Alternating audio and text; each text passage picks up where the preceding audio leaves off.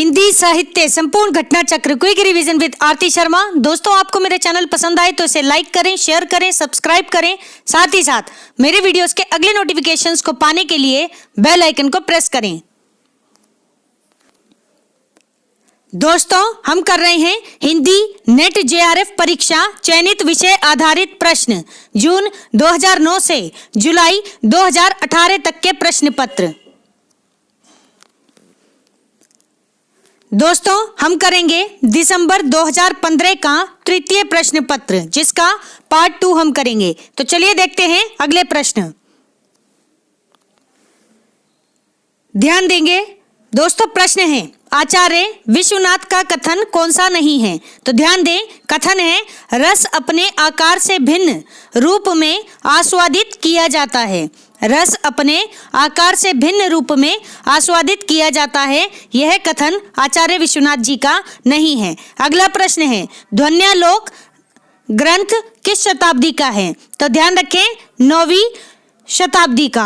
9वीं शताब्दी का ग्रंथ है ध्वन्यालोक, जिसके आचार्य हैं कौन? आनंद वर्धन। आनंद वर्धन जी की रचना है ध्वन्यालोक, ठीक है। और इसी पर एक टीका लिखी है किसने? ध्वन्यालोक लोचन नाम से अभिनव गुप्त जी ने। ध्यान रखेंगे। अगला प्रश्न है सौंदर्य की वस्तुगत सत्ता होती है, इसीलिए यह शुद्ध सौंदर्य नाम की कोई चीज नहीं होती। ठीक है, क्या है कथन? सौंदर्य की वस्तुगत सत्ता होती है, इसीलिए यह शुद्ध सौंदर्य नाम की कोई चीज नहीं होती। यह कथन किसका है? तो ध्यान रखें रामविलास शर्मा जी का।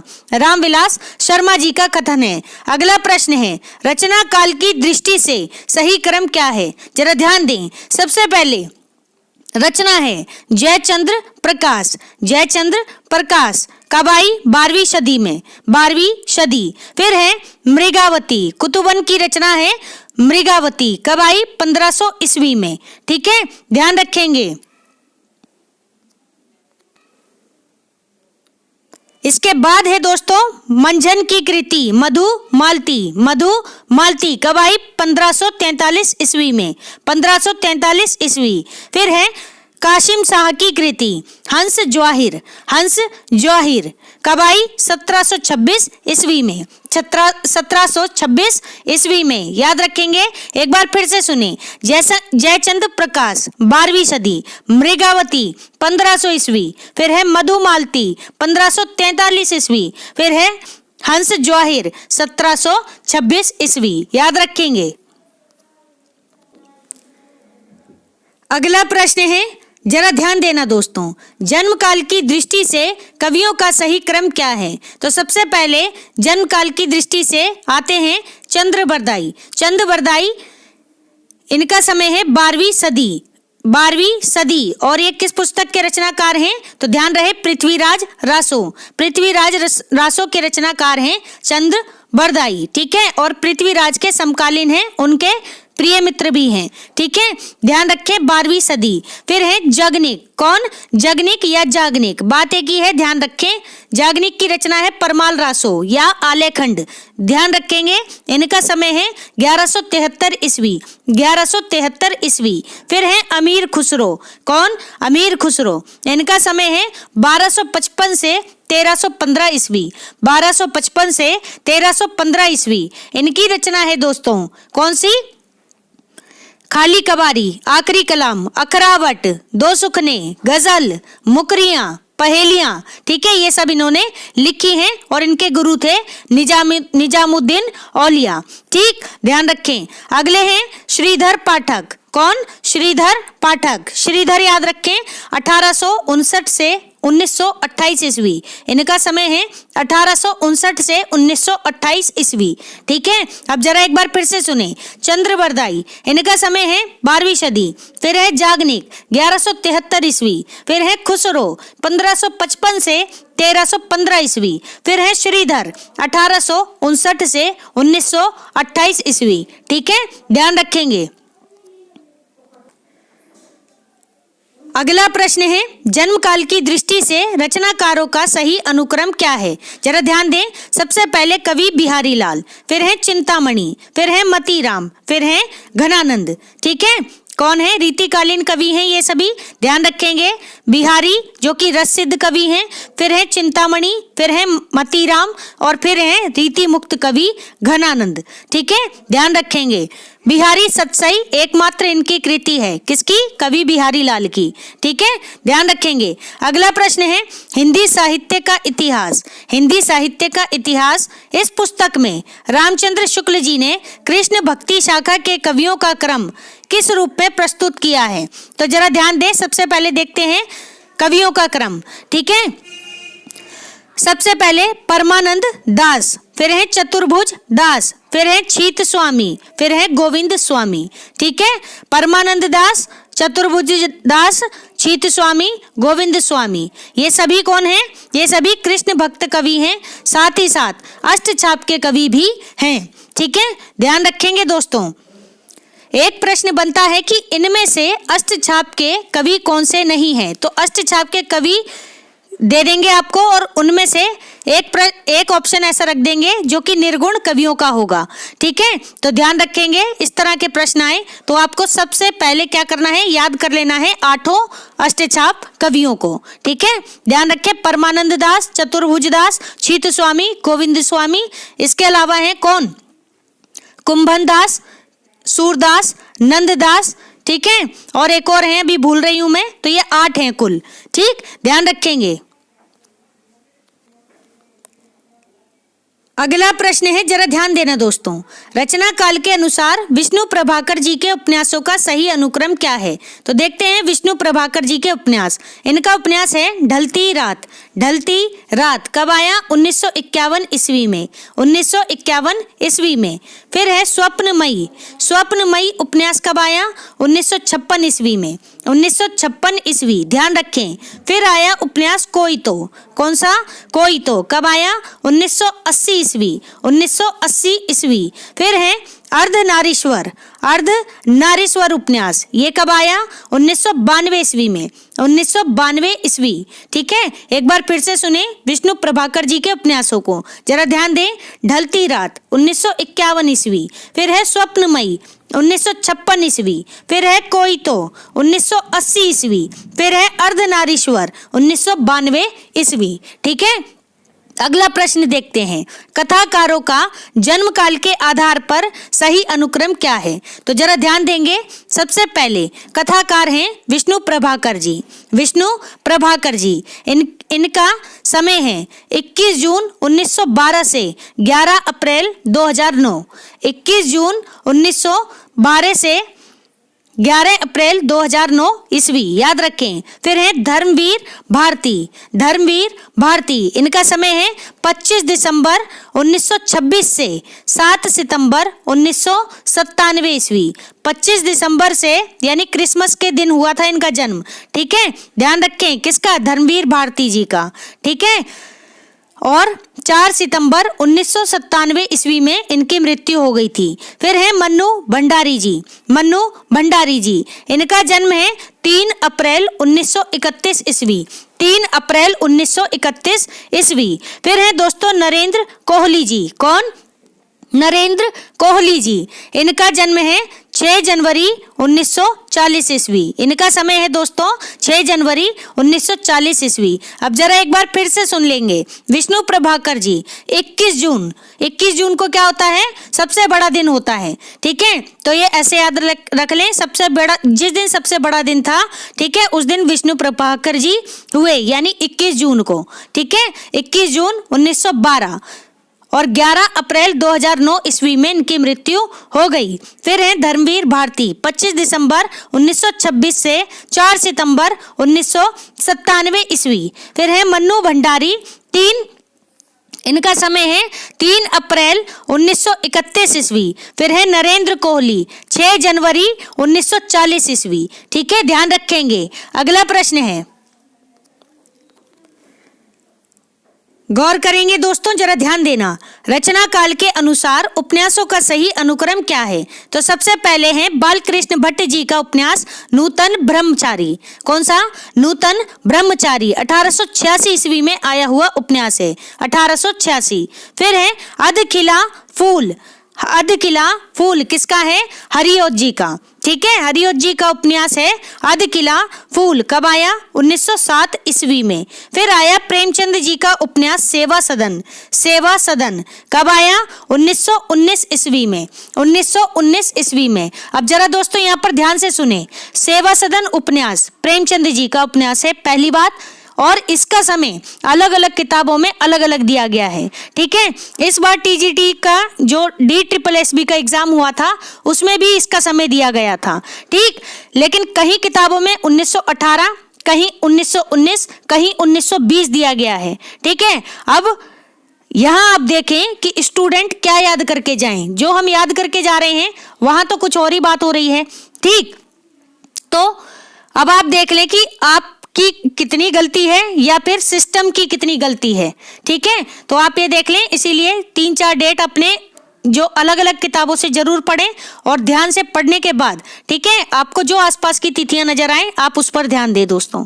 ऑप्शन का बहुत ध्यान से करना है, कभी कभी ऐसा होता है कि जो हमने पढ़ा है वो ऑप्शन में ही नहीं है, ऐसी स्थिति में आप क्या करें? तो आपको यही करना है कि आप 3-4 डेट याद रखें आगे पीछे की। ठीक है, ये बहुत जरूरी है, आजकल ये बहुत ज्यादा हो रहा है। ठीक है, तो ध्यान रखिए दोस्तों, डेट याद कर लें, आसपास की भी याद करें। ठीक है, अभी फोन में थोड़ी सी मिस्टेक हो गई थी, आप उसे इग्नोर करें। तो जरा ध्यान दें, इसके बाद अगला उपन्यास है बूंद और समुद्र। कौन सा? बूंद और समुद्र। ठीक है, अमृतलाल नागर जी का उपन्यास है बूंद और समुद्र, कब आया? 1956 ईस्वी में, 1956 ईस्वी। अब जरा एक बार फिर से सुने, नूतन ब्रह्मचारी 1886 ईस्वी, फिर है अधखिला फूल 1907 ईस्वी, फिर है सेवा सदन 1919 ईस्वी, फिर है बूंद और समुद्र 1956 ईस्वी। याद रखेंगे। अगला प्रश्न है, जरा ध्यान दें, रचना काल के अनुसार कहानी संग्रहों का सही अनुक्रम क्या है? तो जरा ध्यान दें, सबसे पहले कहानी संग्रह है सतह से उठता आदमी, कई बार रिपीट हो चुकी है रचना, इसलिए इसके राइटर भी देख लें। सतह से उठता आदमी कब आई? 1957 ईस्वी में, 1957 ईस्वी। फिर है ये तेरे प्रतिरूप, ये तेरे प्रतिरूप, कब आई? 1961 ईस्वी में, 1961 ईस्वी में। फिर है भूख के 3 दिन, भूख के 3 दिन 1965 ईस्वी, 1965 ईस्वी। फिर है एक धनी व्यक्ति का बयान, एक धनी व्यक्ति का बयान, ये कब आई रचना? 1997 ईस्वी में, 1997 ईस्वी में। अब जरा यहाँ पर एक नोट है, ध्यान से देखें, गौर करेंगे दोस्तों।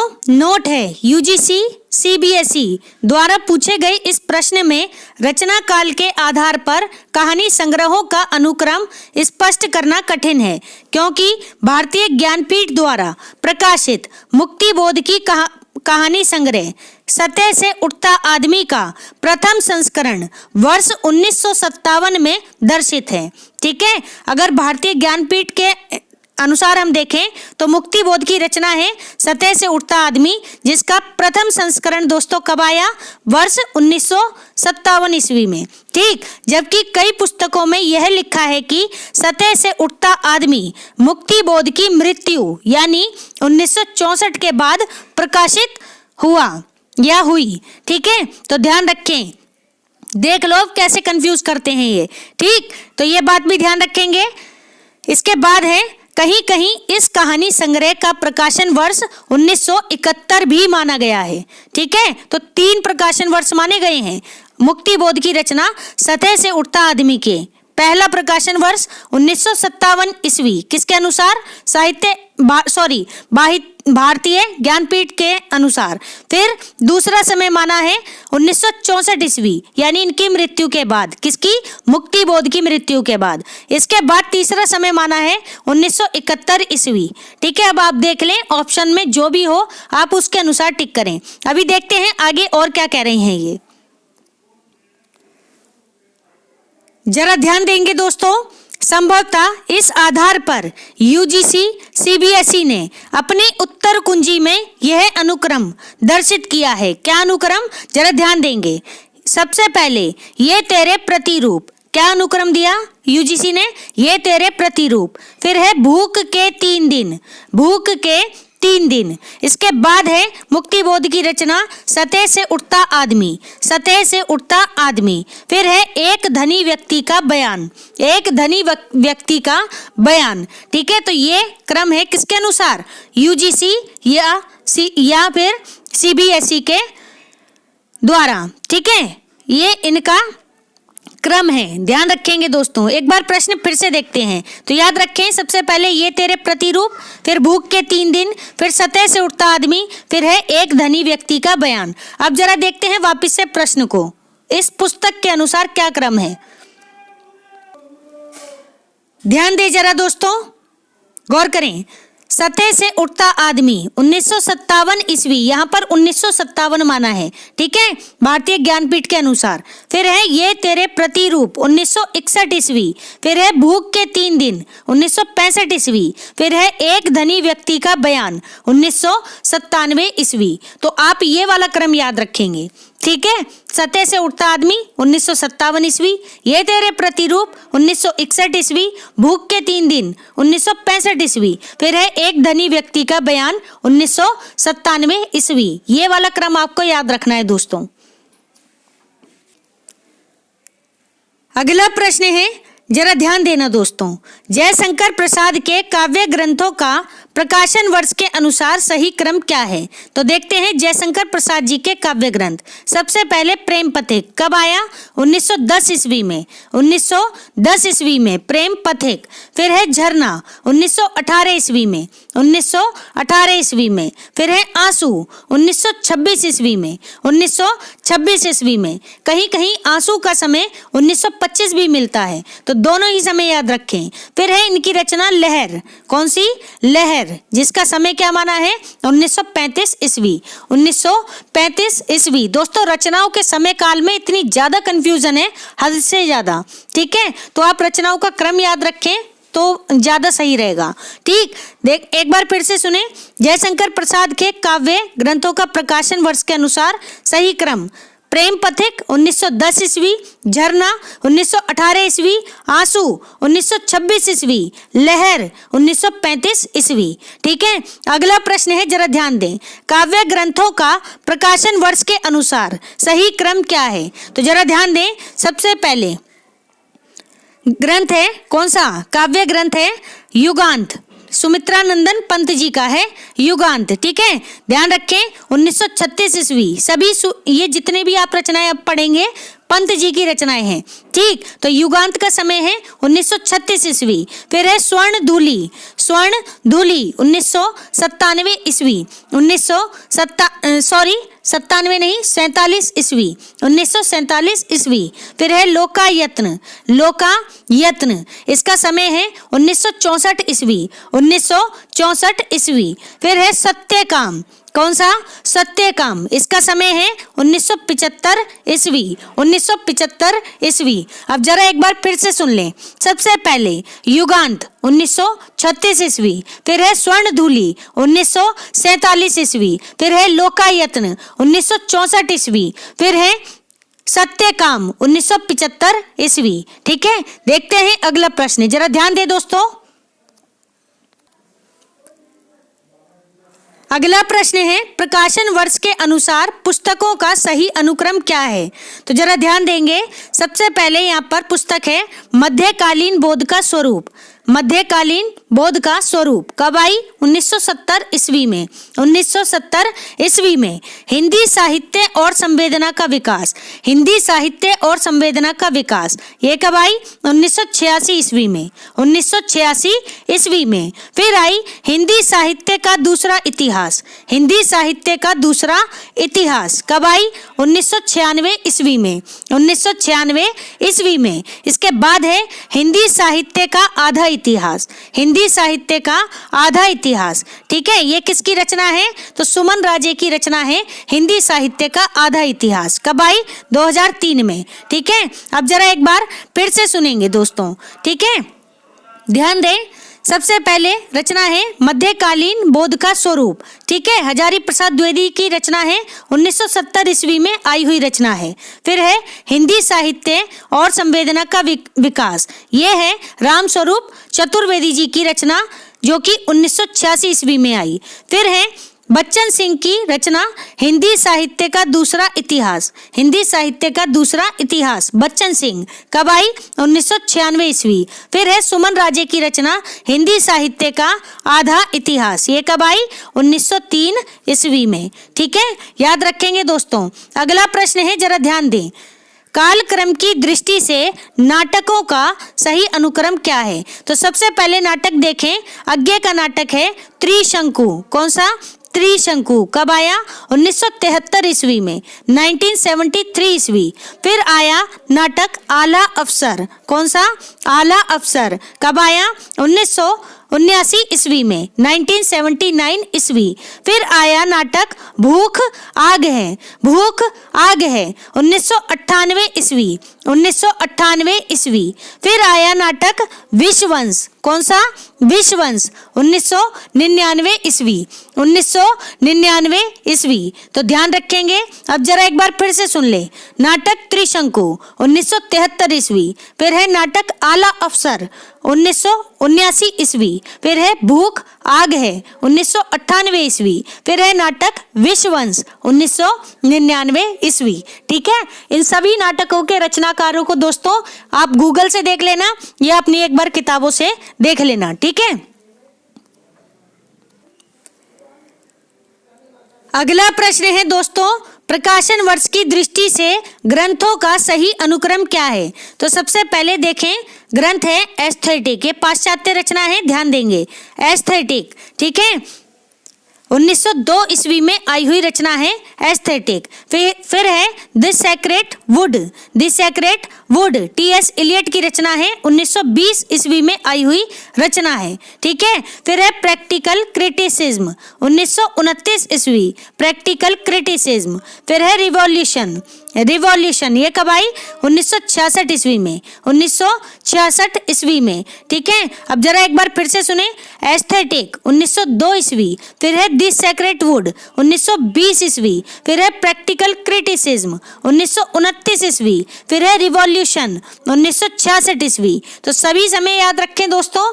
ठीक है, और अगर आपको इन सभी रचनाओं के संबंध में आपको वीडियो देखने हैं, मेरे बहुत ही छोटे छोटे वीडियोस हैं 15 सेकंड के, आप मेरी प्लेलिस्ट देखें, महत्वपूर्ण रचनाएं एवं रचनाकार, उसमें मैंने ये सभी रचनाएं ली हुई हैं। ठीक है, बाकी आप अगर मेरा चैनल सर्च करते हैं या आपके दोस्त करते हैं तो दोस्तों चैनल नहीं मिलता, तो आप क्या सर्च करेंगे?